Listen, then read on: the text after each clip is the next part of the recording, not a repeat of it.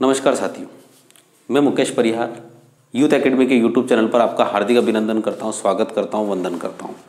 जैसा कि आप जानते हैं कि हम यहां पे मैथ्स, इंग्लिश और बाल विकास के सेशन ले रहे हैं। तो हम मैथ्स के जो सेशन हैं, उस मैथ्स के सेशन में हमने दो बड़े चैप्टर कर चुके हैं, ज्यामिति और क्षेत्रमिति। उससे पहले हमने जोड़, घटाव, गुणा, इस प्रकार की सारी चीज़ें हमने सीखी थी। तो आज हम सीखते हैं नया एक चैप्टर, सुंदर सा चैप्टर, जिसका नाम है समीकरण। क्या नाम है इसका? समीकरण। समीकरण के बारे में हमने सीखना है। अब आप सोचेंगे समीकरण कौन सा चैप्टर है, ना तो कोई मैथ्स में कभी देखा है न कभी कुछ कहा है। ध्यान रखिएगा, समीकरण एक ऐसा चैप्टर है जहां पर बराबर का चिन्ह इस्तेमाल हो। तो क्या बराबर के चिन्ह वाले आपने कभी चैप्टर नहीं देखे? ये समीकरण, जैसे कि 2x + y = 3, ये एक समीकरण है। x² + 2x + 3 = 0, it is also a समीकरण। फिर y + 5 = 9, ये भी एक समीकरण है। तो ये सारी क्या है? समीकरण है। क्या है? समीकरण है। क्या है? एक समीकरण, यानी जिन सब में बराबर का इस्तेमाल किया जाता है और यहां पर जो चर होता है। देखिए, समीकरण में दो चीज होती है, एक तो बराबर का चिन्ह होता है और उसमें एक चर होता है। चर मतलब होता है जिसका मान परिवर्तित होता रहता है। जैसे एक तो 5 हो गया, 3 हो गया, ये तो मान हमेशा ही रहेंगे, पर y का मान यहां अलग है तो यहां अलग होगा, यहां एक और इक्वेशन होगी तो उसमें अलग होगा। तो इस प्रकार से जो होती है वो होती है। तो यहाँ पर हम जनरली छोटी चीज़ें के बारे में, समीकरण के बारे में सीखेंगे। तो समीकरण में ज़्यादा कुछ हम सिखाएंगे क्योंकि कॉम्पिटिटिव एग्जाम में कोई समीकरण की परिभाषा आती नहीं है। समीकरण क्या होता है, तो सिंपल सी बात करते हैं कि समीकरण में प्रतीकों की सहायता से व्यक्त किया जाता है। पहली बात तो प्रतीक क्या होते हैं? या तो x होता है, या y होता है, या z होता है, या फिर k होता है, या कुछ भी हो सकता है। यहाँ पर प्रतीकों की सहायता से हमें क्या किया जाता है? व्यक्त किया जाता है। तो समीकरण में क्या होता है? और उसके बाद क्या होता है? दो चीजों की तुलना की जाती है। तुलना का मतलब होता है जैसे कि x + 5 = 11, ये हो रहा है। तो इस x की केस वैल्यू के लिए ये 11 मान हो जाएगा। तो आपको पता है x की कितनी वैल्यू के लिए? 6 का मान। तो ये x क्या हो गया? यहाँ पे चर हो गया। और इस बराबर के चिन्ह को यहाँ पे समता चिन्ह बोलते हैं हिंदी में।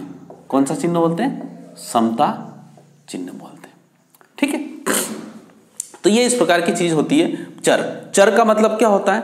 किसी समीकरण में, देखिए समीकरण वो होती है जो समता के चिन्ह से प्रदर्शित की जाए, उसको बोलते हैं हम समीकरण। और समीकरण में जिसका मान निकालना है उसको बोलते हैं हम चर। देखो, दो चीज होती है, चर और अचर। तो अचर का मतलब होता है जिसका मान बदलता नहीं है, जिसको इंग्लिश में बोलते हैं वेरिएबल। तो ये वेरिएबल जो है वो मान बदलता नहीं है। तो ये बदलता नहीं है, तो ये 5 जो है वो अचर है और ये x क्या है? चर है। पेन, चलिए अब यहां पर हम आगे और बात करें तो इक्वेशन कितने प्रकार की होती है। ध्यान रखिएगा, हम यहां पे बहुपद नहीं पढ़ रहे, हम क्या पढ़ रहे हैं? इक्वेशन पढ़ रहे हैं। तो सबसे पढ़ेंगे समीकरण के प्रकार।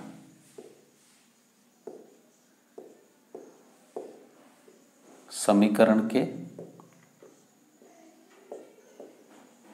प्रकार। ठीक।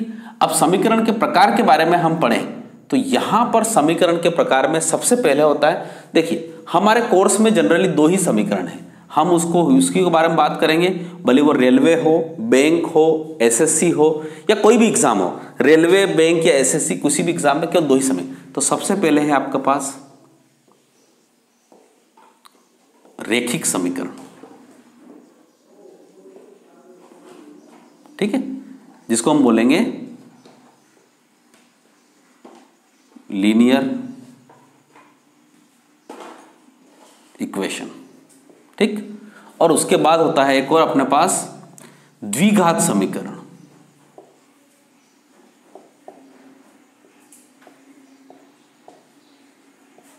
जिसको हम बोलते हैं क्वाड्रेटिक इक्वेशन।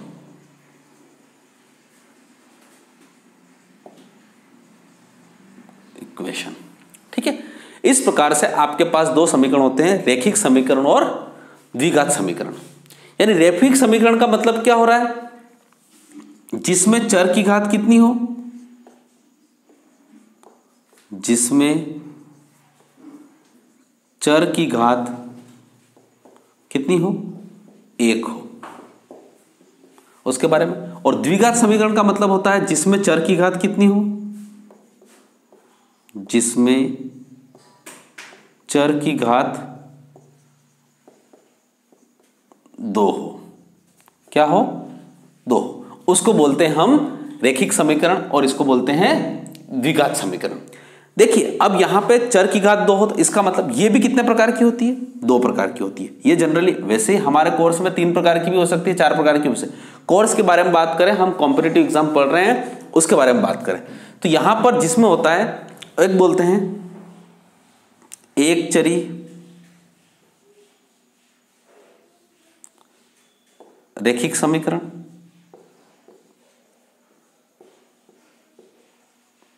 यहां पे 2 चर वाले रैखिक समीकरण,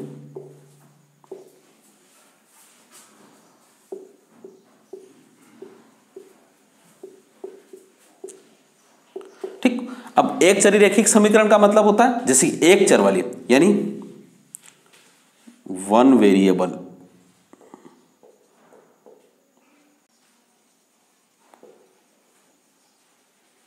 लीनियर इक्वेशन, और यहां पे कौन से हो जाएगा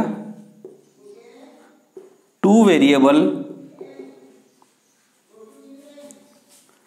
लीनियर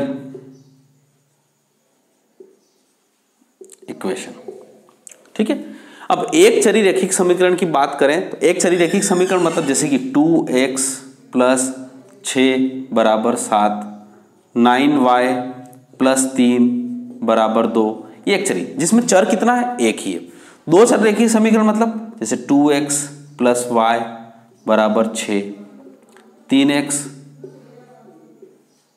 6y = 7, इसको बोलते हैं हम 2 चर वाले रैखिक समीकरण। द्विघात समीकरण के बारे में बात करें तो द्विघात समीकरण आपकी होती है, देखिए देखो जितने चर होते हैं उतनी समीकरण की आवश्यकता होती है। यहां पर अगर ये बात करें तो x की वैल्यू निकाल सकते हैं, आराम से निकाल सकते हैं। यहां से भी हम x की वैल्यू आराम से निकाल सकते हैं। यहां पर x की वैल्यू और y की वैल्यू निकालने के लिए 2 समीकरणों की आवश्यकता होती है। कितने समीकरणों की आवश्यकता होती है, 2 समीकरणों की आवश्यकता होती है।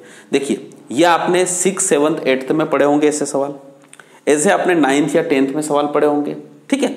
और द्विघात की समीकरण का मतलब होता है जैसे कि 2x² + 6x - 2 = 0, ये हो गया। ये द्विघात समीकरण जिसको हम वर्ग समीकरण भी बोलते हैं। क्या बोलते हैं, वर्ग समीकरण भी हम बोलते हैं। यानी इसको हम बोलते हैं जैसे कि ax² + bx + c = 0, ठीक है। तो अब हमें यहां पे 3 चैप्टर पढ़ना है समीकरण में, ध्यान रखिए। एक तो एक चरी रैखिक समीकरण, 2 चर वाले रैखिक समीकरण, और उसके बाद हमें पढ़ना है 3 चर वाले द्विघात समीकरण। तो हम कम से कम 30-40 क्वेश्चन इसके पढ़ेंगे, 2 चर वाले रैखिक समीकरण के भी पढ़ेंगे 30-40 क्वेश्चन, और कम से कम 30-40 क्वेश्चन इसके भी पढ़ेंगे। तो लगभग 100-150 क्वेश्चन का ये पूरा आपको पुलिंदा मिलेगा, और समीकरण के प्रकार के इस प्रकार से बारे में ध्यान रखिएगा। तो हम सबसे पहले, आपने देखा होगा, ये आप सोचोगे ये सवाल कैसे आते होंगे, जब मैं सवाल कराऊंगा तब आपको लगेगा। देखिए एक आदमी की उम्र 5 साल पहले 10 वर्ष थी, 5 साल पहले 10 वर्ष थी, तो आज कितनी है। तो अब आप सोचोगे क्या, अब इसको एक कैसे करेंगे। तो माना कि 5 साल पहले उसकी उम्र x, 10 साल पहले उसकी उम्र 5 साल पहले x, तो आज कितनी हो जाएगी, आज x + 5, और x + 5 बराबर कितना हो गया, 10 साल। वर्तमान में इसकी उम्र इतनी, तो x की वैल्यू निकाल लो। तो इस प्रकार से सारी चीजें, छोटी छोटी चीजें जहां पर x का इनपुट कर दिया जाता है उसको बोलते हैं एक चरी रैखिक समीकरण। ये 2 चर वाले रैखिक समीकरण जिनको हम शॉर्टकट मेथड से भी सीखेंगे। बहुत प्यारे प्यारे उम्र के सारे सवाल इनसे ही होते हैं, ये सारे उम्र के सवाल होते हैं। वो सिक्कों वाले सवाल देखे होंगे आपने, एक में 5 रुपए के इतने सिक्के हैं, 6 रुपए 2 रुपए के इतने सिक्के हैं, चवन्नी इतने की है। उसके बाद 2 चर वाले रैखिक समीकरण में एक व्यक्ति की 5 वर्ष पहले इतनी उम्र थी, उसके बाद आज वर्तमान में इतनी उम्र है, वो 2 अक्षर वाला एक समीकरण है। और द्विघात समीकरण तो आपने बैंक में बहुत सारे 5 क्वेश्चन आज भी वर्तमान में आते हैं, और दूसरी जो एग्जाम होती है उसमें भी आते हैं। पिछले साल एमपी टेट में इसके क्वेश्चंस बहुत आए थे, ठीक है। इसके 3 क्वेश्चन एमपी टेट में पूछे थे, जबकि कोर्स में कुछ नहीं दिया था उसने, उसके बाद भी एमपी टेट में पूछा था। तो इस प्रकार से यहाँ पे समीकरण के बारे में हमें पढ़ना जरूरी है, और ये बहुत इंपॉर्टेंट चैप्टर है। तो ठीक है, टाइम चलिए अब हम इसके बारे में नेक्स्ट वीडियो में, देखिए वीडियो बहुत छोटा है, केवल हमने समीकरण के बारे में बताया आपको। जहां पर समीकरण का मतलब होता है बराबर का चिन्ह जहां इस्तेमाल होता है उसको समीकरण बोलते हैं। समीकरण के प्रकार के बारे में बताया हमने, इतना ही होता है। त्रिघात समीकरण भी होती है, चतुर्थ घात भी हो जाती है, फिर वो बहुपद की श्रेणी में आ जाते हैं। तो हमें उसके बारे में बात नहीं करना, हमारे कोर्स के रिलेटेड बात करना है। ये कोर्स के रिलेटेड सारी जो चीजें आपने इनको बिल्कुल नोट डाउन कर लिए। यहां से आपको क्वेश्चन एग्जाम में इसमें को नहीं मिलेंगे, पर सबसे इंपॉर्टेंट है अब यहां पे रेखिक समीकरण के ऊपर हम अगले बार में इसके नेक्स्ट वीडियो में आपको प्रश्न देंगे, और कम से कम आपको 50 प्रश्न हम देंगे, ठीक है। तो आपका बहुत बहुत धन्यवाद, थैंक यू सो मच। और वीडियो को लाइक करिए, शेयर करिए और सब्सक्राइब करिए।